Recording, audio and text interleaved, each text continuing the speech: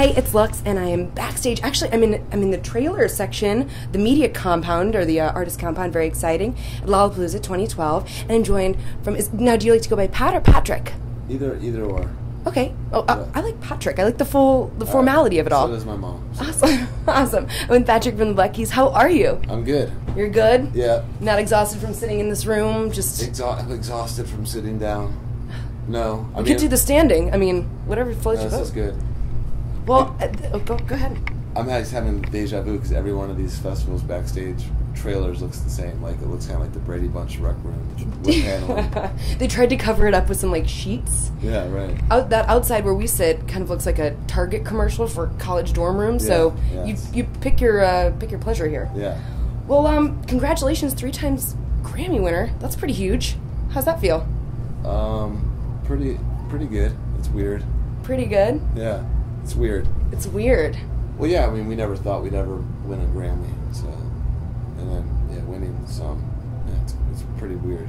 Was it kind of a shock when Brothers... They call it such a breakthrough album, but in reality, you guys have been playing forever. Your fans have been listening to you for 10-plus years at that point. Yeah, I mean, we've been around for a long time. But, yeah, by the time we won the Grammys... it was like 9 years after our first album came out, basically. But yeah, I mean, it was the first album that got played on the radio, and it's our first record that went gold, and then it went platinum. Which doesn't nowadays. That's huge. That's an insane feat. It doesn't happen. I mean, it was always insane for us, even back in 2002 when we started. Like the idea. I remember our second album sold 10,000 copies in like the first maybe 4 months. And we were on Epitaph Records at the time, like a punk label. They told us that was punk rock platinum. You're like, oh, yeah, all right, I'll take it. Yeah. Well, you guys have had so many incredible things happen to you outside of the Grammys. Madison Square Garden sells out 15 minutes.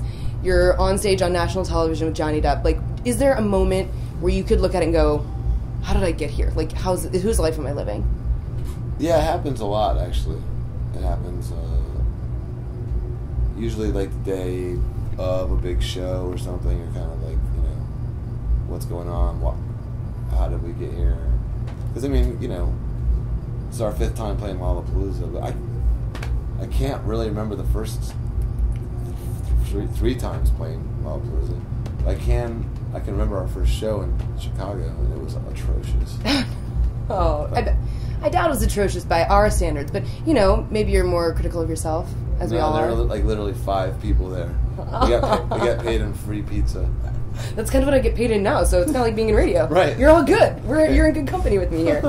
So, obviously, 5 Lollapaloozas, 2 Coachellas, right? I saw you at both of them. Last 2, right? Is it 1? We played Coachella, I think 5 times as well.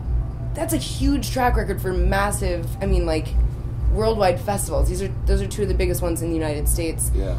Are they comparable at all? Is there a noticeable difference from your end as a musician, being at somewhere in the desert and then being here in the middle of the city? I mean, Coachella is awesome. It's an amazing festival, but it's totally different than Lollapalooza. Lollapalooza is a little bit more insane, but at the same time, you do have the relief of the city. Where I think Coachella's a little bit more laid back, but you're kind of stuck in the desert. Yep, there's nothing but palm trees and art structures and heat. So it could be worse though. There could be worse things. Yeah. So what are the future plans? I'm pretty amazed by the fact that you guys popped out the album so quickly. I mean, Brothers, you could have toured all day, but you just got back right on the horse and did El Camino right afterwards. Yeah, so are you planning to continue to tour with that? No, we're gonna make another album. Yeah, yes, good January. answer. I mean, we still have a lot of touring left though. Yeah. We don't finish this tour until December. I think December 18th we get back from our last tour, but then we still have 2 shows at the end of the year. So basically, we go all year round, and then in January we're gonna go start the next album. Hopefully, have it done in the end of April, maybe. That's an incredible turnaround. There's so many bands that are just 10 years in between, 8 years in between, and you're just waiting and waiting. But you guys are really. Do you feel like you're in the middle of a creative perfect storm at the moment, or is it just? Yeah, I think it's like we worked so long and so hard, and still like lucked out and have gotten where we are. and we're friends with so many bands that have worked just as hard and made just so many albums and aren't able to sell as many tickets or albums or get played on the radio. We just feel like, well, it's happening. We should take advantage of it because you never know how it's going to last, and just see what happens. So, yeah. I find that some of the best places for me to find new music is actually recommendations from other musicians, because you guys see the most up-and-coming people. Whoever's opening for you, or maybe your label, your management says, hey, check out this band, could they open? Do you have any bands recommendations for me, things that I could check out? Other bands? Well, I mean, there are lots of good bands. I'm kind of a creature. Please note in this audio magistrate that he's getting a list of Lollapalooza artists. I'm trying to think. Well, very professional. I mean, this song, I don't think they're playing this festival, but the band Metronomy is really good, and I'm trying to think who else is playing. By the way, these artists should call and thank you for plugging them during this interview. Right. Big time St. Louis, Missouri. On the point. I mean, it's weird because this whole weird thing about recommending bands is like, I don't want to recommend bands that you already know of, because then I'd sound like a tool. Not true. Because then the people listening are going to be like, I like them too. I love that guy 10 times more now. Well, we're fans. There are tons of good bands. I think for me, music's a very personal thing. Like, it's like, I never try to shove my opinion down other people's throats. I like just like what I like, and it's never like sometimes when you try to say up on new music too much, it becomes like a pissing contest. And even, that used to happen. It's happened always, apparently, because it was going on when I was a teenager. When something gets too popular, it gets too big. Right. Or people turn. Yeah, or like whatever. Like, I mean, I still like... I'm the first one to find out about them ever. Yeah, or all that bullshit. I It's like cool, because I was the first Black Keys fan ever, so... Right. I mean, really, it works out. Then you shouldn't be a fan anymore. You should have sold us out. Who says I'm a fan now? You didn't even ask me. I'm totally a fan now. I'm so lying to you right now. It's awful. This interview's gone south real quick. Poor guy. So you're tacked up in this room all day. Are you getting to go out and explore the festival at all, see some of the artists? Well, I mean, I was at my hotel all day watching the Olympics. Amazing. Any thoughts on the Olympics? I'm just impressed that people are that in shape. It's pretty crazy. I don't know how that happens. I guess if you don't, drink beer every night until 2 in the morning, maybe you can get in shape, maybe. I don't know. Well, I think musicians are athletes in a way, especially behind those with the sticks and the instrument that makes the beat.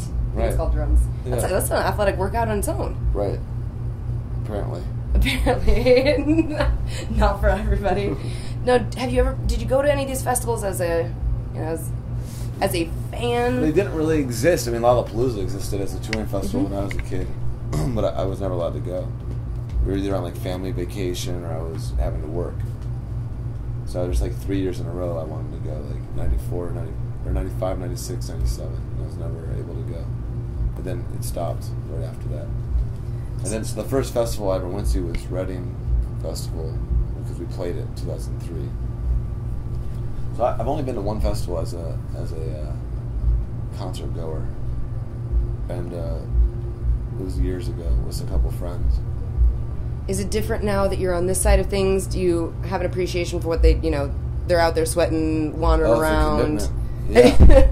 Yeah. it's a serious commitment, going to a festival. That's definitely the truth. Yeah. I mean, I think it could be a lot of fun, but at the same time, it's different for me going to a festival because it's also, I'm around them all the time. So then I just feel like I'm at work, but I'm playing hooky, but at work. I'm hiding out in the janitor's closet. So I might as well just be at work. You know what I mean? Do you remember the last time you got really excited to go to a concert? I mean genuinely really pumped. My evening consists of this show and I'm full on going. Yeah. Because now you see, you're at so many, you're playing so many, you see so many. You said, it's. I saw Queens of the Stone Age a year ago. Josh Holmes, that band is so good. That was the last. That's really the last concert I was able to go to, and it was just random that it was happening.